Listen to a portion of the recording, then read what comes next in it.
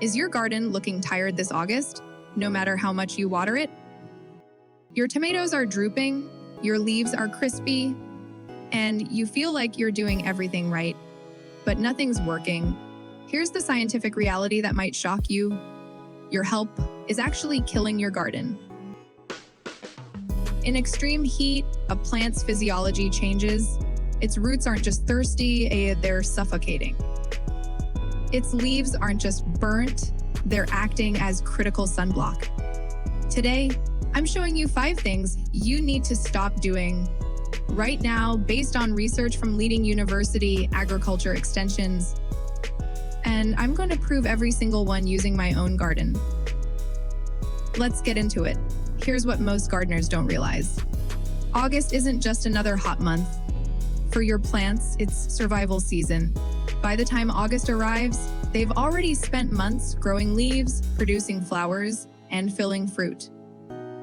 Now, they're hitting the hottest, most stressful stretch of the year. When temperatures climb into the 90s, plants change the way they survive. They slow their growth.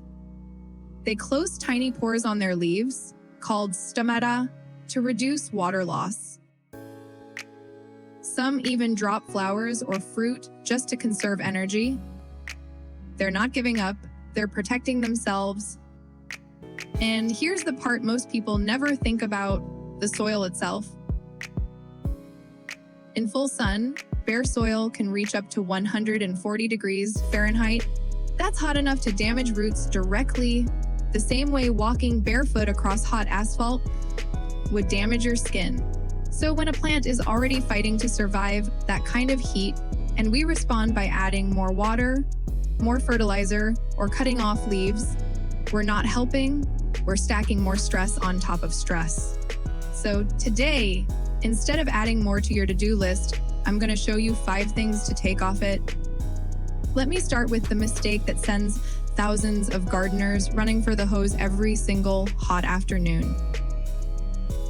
Myth: you need to water every single day in August. Reality: daily light watering is actually one of the worst things you can do. When you give your plant a light sprinkle every day, that water barely soaks into the top inch of soil. So the roots stay near the surface, right where it's hottest and driest. That makes your plant more vulnerable to heat, not less. Here's the part that surprises people. Even if your plant is wilting, the soil underneath might already be wet. That's a sign your roots could be suffocating, not thirsty. Roots need oxygen just as much as they need water, and constantly soggy soil pushes that oxygen out. Instead, water deeply, 1 to 2 times a week, enough to soak down 5 to 6 inches. This pushes roots deeper into the soil where it's naturally cooler and holds moisture longer. And always water early in the morning, so roots can absorb moisture before the afternoon heat arrives. Someone in the comments last week asked, "Why does my tomato still wilt in the afternoon, even after I water it in the morning?" Great question. And it actually connects perfectly to habit number 2. Let's talk about that. Here's the myth: if your plant's leaves are drooping, it needs water right now. Reality: that afternoon droop is often just your plant protecting itself from heat, not a cry for help. Let me show you exactly what I mean. This is my own tomato plant. Every single afternoon, around 2 p.m., it looks like this: droopy, sad, like it's dying of thirst. I used to run straight for the hose every time I saw this. Now, instead of panicking, I do this first. I check the soil 1 to 2 inches down, and most of the time, still moist. That tells me this plant isn't thirsty. It's just dealing with the heat exactly the way it's supposed to. By evening, this exact same plant perks right back up on its own. No extra water needed. If it bounces back by evening or the next morning, that's normal. But if it's still drooping the next day and the soil is dry a couple inches down, that's real thirst, and now it's time to water. Remember it this way: don't water because your plant looks thirsty, water because your soil actually is.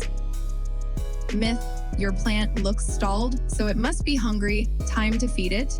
Reality feeding during a heat wave usually backfires. Think of it this way. Imagine you've just finished running a marathon in 100-degree heat. You're exhausted. You're dehydrated. The last thing your body wants is a huge meal. Your plants feel something very similar during extreme heat. They're focused on survival, not growth.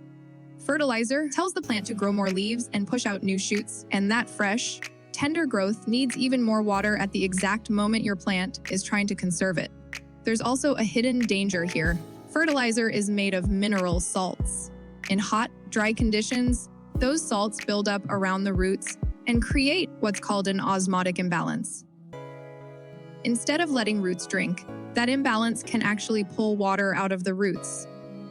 You're not feeding the plant, you're dehydrating it from the inside out. So the rule is simple. If it's an active heat wave, put the fertilizer down.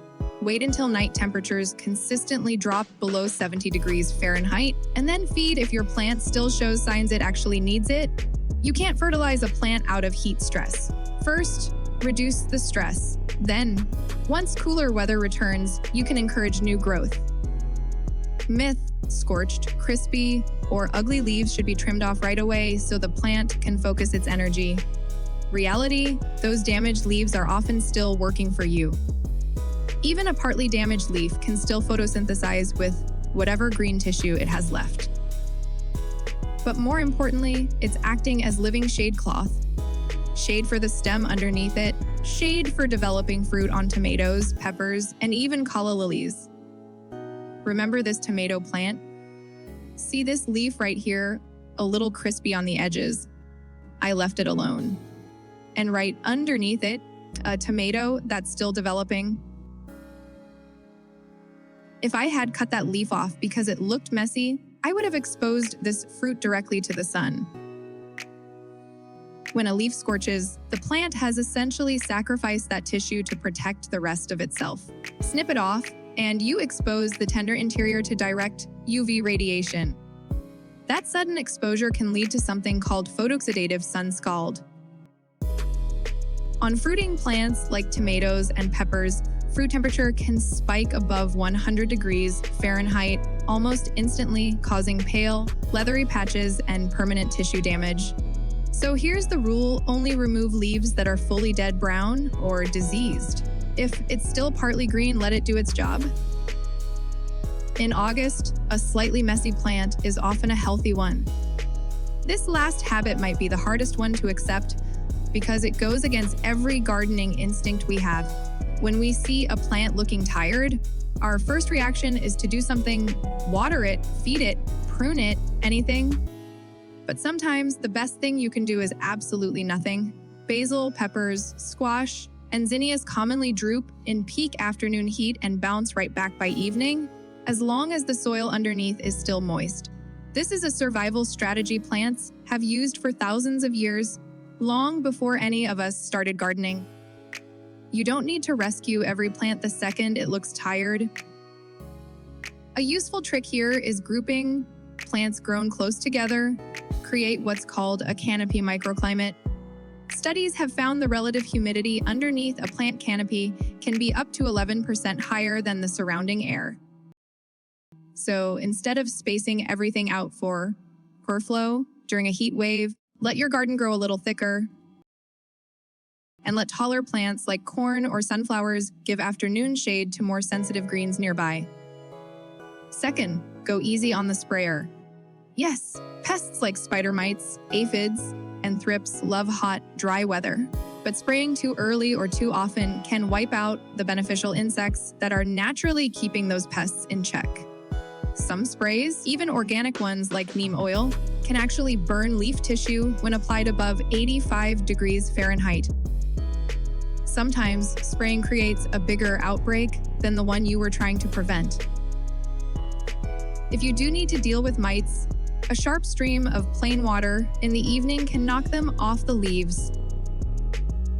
It cools the plant, adds humidity, and protects your beneficial insect population at the same time. So this habit really comes down to trust. trusting that your garden's natural balance can handle more than you think. Instead of asking, "What should I do?" ask, "Does this plant actually need my help?" Before I give you the bonus tip I promised at the start, quick question: out of these 5 habits, which one are you guilty of? Be honest in the comments. Now, here's the one tip that makes all 4 of these other habits work even better, and it takes about 10 minutes one time. If you have bare soil showing in August, you're not being a neat gardener, you're running a frying pan. A study published through Pacific Horticulture found that bare soil can fluctuate by more than 21 degrees Fahrenheit in a single day. That constant heating and cooling damages the fine feeder roots responsible for most of a plant's water uptake. Now compare that to soil covered with just 2 to 4 inches of organic mulch, straw, shredded leaves, wood chips, or pine bark. That same research found mulched soil stayed within a 5 to 9 degree range. In simpler terms, mulch can lower soil temperature by 8 to 10 degrees Fahrenheit and cut water evaporation by around 35%. This is exactly what I used in my own garden bed. The same bed with that tomato plant you've seen throughout this video. Less watering needed, cooler roots, and way less stress on the plant, all from one lazy afternoon task. Keep the mulch a couple inches away from the stem itself so moisture doesn't collect against it, and once it's down, leave it alone. Every time you rake it aside to water or cultivate, you expose bare soil again and the sun starts heating it right back up. Remember, if the sun can see your soil, it's heating your roots. Before we wrap up, let me quickly look at how this all changes depending on where you live. Because surviving August in Minnesota is very different from surviving August in Arizona. If you're gardening in zones 5 or 6, your biggest advantage is that cooler weather isn't too far away. Don't rush to push new growth with fertilizer. Keep watering deeply when the soil needs it. Protect your roots with mulch. And let your plants prepare naturally for a strong finish to the season. If you're in zones 7 or 8, heat and humidity often work together, so your biggest challenge isn't just watering, it's avoiding unnecessary stress. Resist the urge to overwater, keep good air circulation around your plants, and avoid heavy pruning until temperatures become more comfortable. And if you're gardening in zones 9 or 10, your plants are fighting intense heat day after day.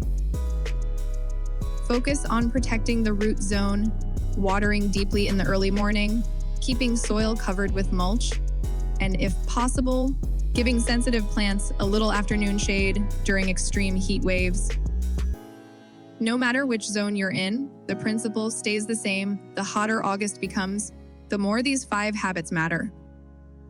Work with your plants, not against them. So let's bring it all together. The healthiest August gardens usually don't belong to the gardeners who work the hardest. They belong to the gardeners who understand when to stop. Water deeply, not daily. Check the soil, not just the leaves. Skip the fertilizer during heat waves. Leave the damaged leaves alone. They're still protecting your plant. And let nature do the rest, because sometimes patience really is the best gardening tool you own. So here's my question for you. Which one of these 5 habits are you going to stop doing this week? And drop your USDA zone in the comments too, because what's happening in zone 5 can look completely different from zone 10, and it helps everyone else watching learn from gardeners in other climates. I read every single comment and I'll reply to as many as I can. If this helped you look at your garden a little differently, hit subscribe so you don't miss next week's video, where I'll show you exactly which mulch I use and where to get it without spending a fortune. Thanks for watching, and remember, sometimes the best thing you can do for your garden in August is a little less.